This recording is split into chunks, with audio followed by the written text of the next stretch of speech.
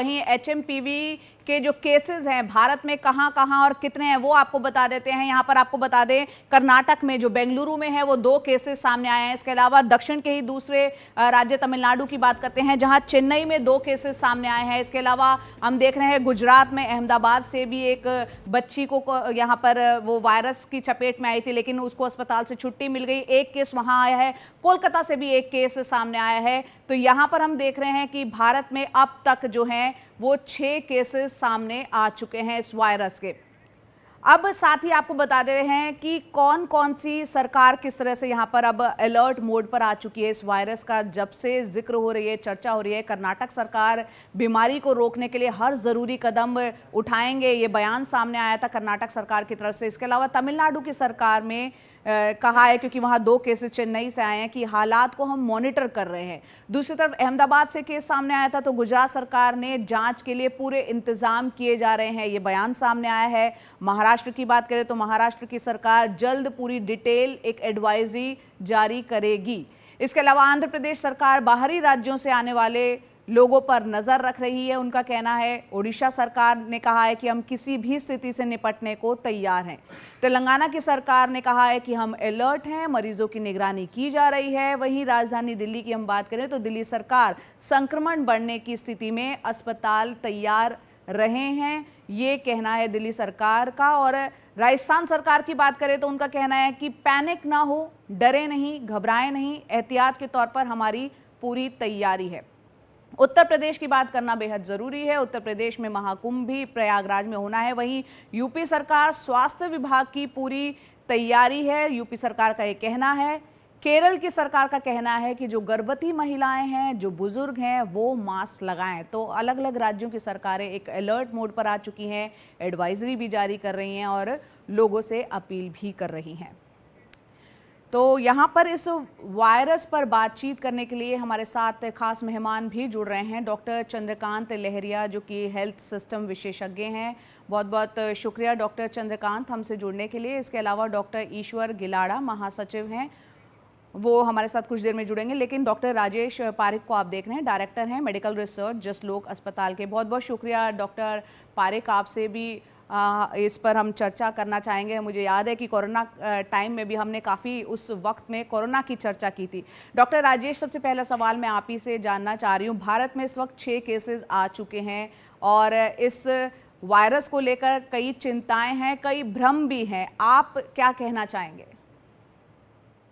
आपने तो बहुत कुछ दिखाया है आपके प्रोग्राम में भी, तो डरने की कोई बात नहीं है। हमारे देश में 6 या 7 केसेस हैं। ये वायरस, जैसे आपने बताया, काफ़ी समय से घूम रहा है दुनिया में, या 24 या 25 साल से।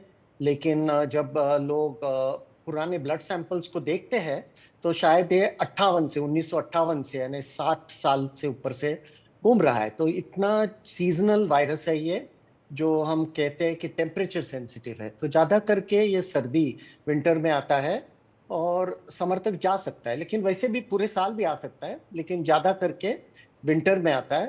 तो ये इतने साल से घूम रहा है दुनिया में, हमारे देश में। तो हमारे देश में ज़्यादा करके लोगों को इसकी इम्यूनिटी है। वो पूरी इम्यूनिटी नहीं होगी, तो डरने लायक कुछ नहीं है अभी। जी डॉक्टर चंद्रकांत, जैसे कि आपने डॉक्टर पारिक को सुना, इसमें डरने वाली कोई बात नहीं है, लेकिन इस वायरस को लेकर अभी एकदम से चिंताएं लोगों के मन में क्यों है? अगर ये वायरस इतना ही पुराना है, क्या कारण इसका लगता है? तो वायरस काफ़ी पुराना है। 2001 में सबसे पहले इसका क्लासिफिकेशन हुआ था, और जो क्लिनिशियंस हैं, पीडियाट्रिशियंस हैं, जनरल फिजिशियन हैं, जो पेशेंट्स को देखते हैं, तो उनको पता है कि एचएमपीवी एक रूटीन फेनोमेना है। उसके अलावा एक साइंटिफिक रिसर्च जो इंडिया में हुई है, सारी दुनिया में हुई है, उनमें देखा गया है कि अधिकतर जो रेस्पिरेटरी इलनेसेस होती हैं, सांस की बीमारियां होती हैं, उसमें से 10 में से 1 सांस की बीमारी एचएमपीवी की वजह से होती है। तो ये नया वायरस नहीं है। इसी वजह से मैं कहना चाहूँगा कि जो एक फिलहाल तो तरीका अपनाया जा रहा है कि भारत में 6 केस आ गए या 7 केस आ गए, ये सही तरीका नहीं है, क्योंकि वायरस तो पहले से ही है। लेकिन दरअसल इतना एक्सपेंसिव इसकी टेस्टिंग होती है कि रूटीन टेस्टिंग इसकी की नहीं की जाती है, क्योंकि अगर टेस्टिंग करने के बाद भी अगर एचएमपी भी निकलता है तो मैनेजमेंट सेम रहता है।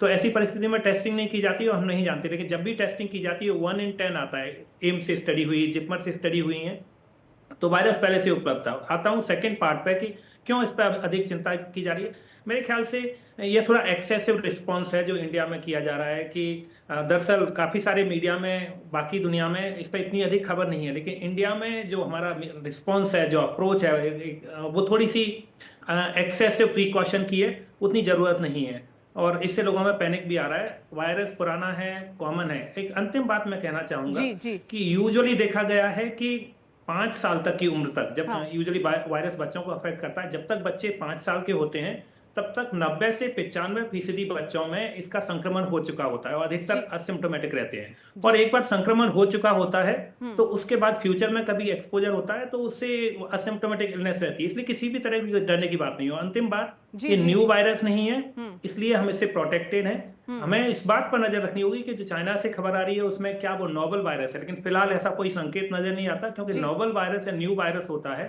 वो एग्जिस्टिंग टेस्टिंग किट से आइडेंटिफाई नहीं होता है। अगर ये एग्जिस्टिंग टेस्टिंग किट से आइडेंटिफाई हो पा रहा है तो उसका मतलब है कि वो ओल्ड वायरस है और चिंता की कोई बात नहीं। सर्दी का मौसम है, इसमें सारे रेस्पिरेटरी इलनेसेस बढ़ जाते हैं और फिलहाल यही HMPV के साथ हो रहा है। बिल्कुल। डॉक्टर ईश्वर गिलाडा भी जो कि महासचिव हैं OMAG, वो भी हमारे साथ जुड़ गए हैं। डॉक्टर ईश्वर, बहुत बहुत शुक्रिया हमसे जुड़ने के लिए। यहाँ पर आपने बाकी एक्सपर्ट्स को भी सुना, आपकी क्या राय है इस वायरस को लेके, खासतौर से जैसा कि आपने सुना डॉक्टर लहरिया कह रहे हैं ये पुराना वायरस है तो पहले से ही लोगों में इम्यूनिटी बनी हुई है और ये पहले से ही मौजूद है यहाँ पर। ये पहली बार ऐसा लग रहा है कि ये पैनल पूरा कोहेसिव है, सबके ओपिनियन वही है।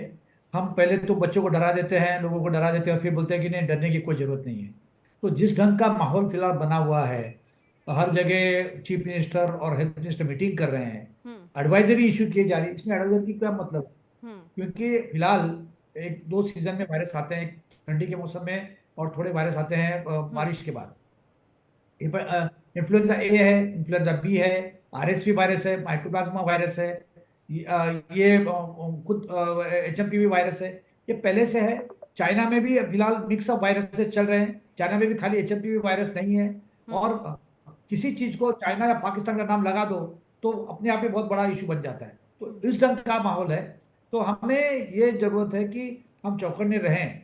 लेकिन चौकन्ना किसने रहना है? साइंटिफिक कम्युनिटी ने, गवर्नमेंट के डिपार्टमेंट ने। लोगों को चौकन्ना करने की जरूरत नहीं है। जब उस समय ऐसा मौका आएगा कि बहुत ज्यादा फैल रहा है और उसके वजह से बहुत ज्यादा मॉर्बिडिटी हो रही है, मॉर्टेलिटी बढ़ रही है, तब हमें चौकन्नी करने की जरूरत है। ये वायरस आता है, जाता है, छींक आती है, थोड़ा सर्दी हो जाती है, सर दुखता है, 3-4 दिन में डायग्नोसिस होने के पहले तो वो पेशेंट अच्छा हो जाता है। हमें खाली छोटे बच्चे जो 1 साल के 2 साल के नीचे जिनकी इम्यूनिटी बनी नहीं है, या जो बुजुर्ग लोग हैं जिनकी इम्यूनिटी कम हो रही है, ऐसे जो इम्यूनिटी लोग हैं उनका ध्यान रखना है।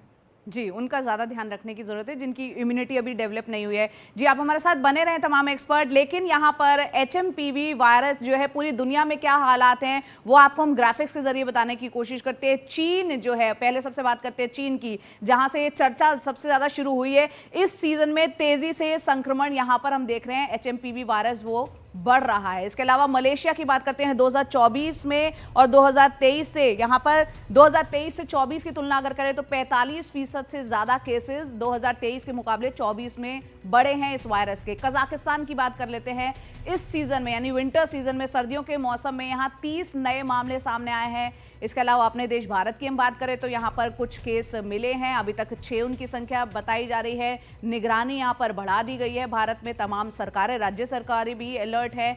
अमेरिका की बात करें तो सर्दियों में संक्रमण बढ़ने का एक वहाँ पर ट्रेंड रहा है। तो ये पूरी दुनिया में स्थिति हमने आपको बताई कि HMPV वायरस को लेकर क्या कुछ है।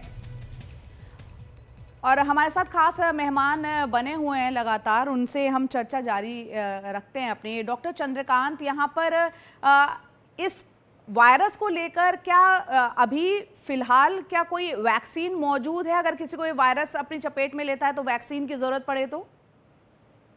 इस वायरस के लिए फिलहाल कोई वैक्सीन नहीं है। साथ ही चूंकि वायरल इलनेस है तो इसके लिए कोई एंटीबायोटिक्स भी नहीं होता है। इस पर किसी भी वायरल इलनेस में एंटीबायोटिक नहीं लेना होता है। एचएमपीवी के जो सिम्टम्स होते हैं किसी भी कॉमन कोल्ड या फ्लू की तरह होते हैं, जिसमें रेस्पिरेटरी सिंसाइशियल वायरस हो गया, इन्फ्लुएंजा वायरस हो गया, कि व्यक्ति को बुखार आता है, खांसी होती है, सांस लेने में कभी कभी गंभीर स्थिति होने पर दिक्कत होती है, रनी नोज होती है। तो इन सब अधिकतर ये जो कंडीशंस होती हैं सेल्फ लिमिटिंग होती हैं, व्यक्ति अपने आप ठीक हो जाता है। और रेयर केस में कि गले में घरघराहट और छाती में घरघराहट वगैरह हो सकती है, उस केस में अस्पताल में लेके जाना पड़ता है। लेकिन मैं फिर से दोहराना चाहूंगा कि ये ओल्ड वायरस है, इसमें अधिकतर लोग एक्सपोज हो चुके हैं। क्योंकि इसमें इतनी गंभीर इलनेस की संभावना नहीं होती है, तो इसको अभी तक वैक्सीन के लिए प्रायोरिटाइज नहीं किया गया है। साथ में वायरल इलनेस की ट्रीटमेंट है कि एक बात कहने की है कि ऐसा नहीं है कि इसके जांच करने के लिए टेस्टिंग सर्विसेज नहीं है। इसको इजीली जो काफी एक कंप्रिहेंसिव वायरल टेस्टिंग होती है, उसमें एचएमपीवी टेस्टिंग एक कॉमन प्रक्रिया है। लेकिन होता यह है कि एचएमपीवी टेस्टिंग का जो अगर हम इसको भी इंक्लूड करना चाहते हैं तो उसकी कॉस्ट हाई होती है, तो इसकी टेस्टिंग आसानी से अवेलेबल है। बिल्कुल और डॉक्टर, अंत में एक बात और मैं जी जी जी उनको भी एक बात जोड़ लेते हैं। यहाँ आपने डॉक्टर साहब को सुना, डॉक्टर राजेश, यहाँ टेस्टिंग को लेकर क्या ये टेस्ट इतना महंगा है कि हर किसी की पहुंच में नहीं है, वो सस्ता होना चाहिए, ऐसा लगता है? जी देखिए, ये टेस्टिंग सस्ता होता है जब इसका ज़्यादा प्रयोग होता है।